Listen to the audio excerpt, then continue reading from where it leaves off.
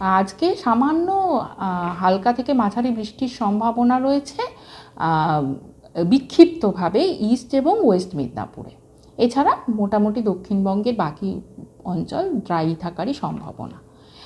কালকে আগামীকাল মানে 11 তারিখ বিক্ষিপ্ত হালকা থেকে মাঝারি বৃষ্টির সম্ভাবনা রয়েছে বীরভূম, মুর্শিদাবাদ, নদিয়া, ইস্ট ওয়েস্ট বর্ধমান এবং পুরুলিয়া জেলায়।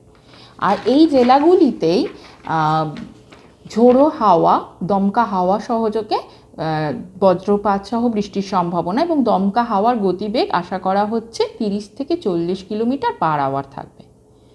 এরপর আসছি 12 তারিখ বিক্ষিপ্ত বৃষ্টিপাত, হালকা থেকে মাঝারি বিক্ষিপ্ত বৃষ্টিপাত হওয়ার সম্ভাবনা রয়েছে east West Midnapore, Hooghly, Nadia, north south 24 Pargana এবং বাকি অঞ্চলগুলো আশা করা হচ্ছে ড্রাই থাকবে।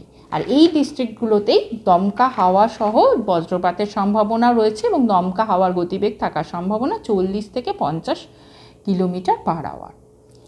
এবার আসছি উত্তরবঙ্গে ডে 1 মানে 10 তারিখ আজকে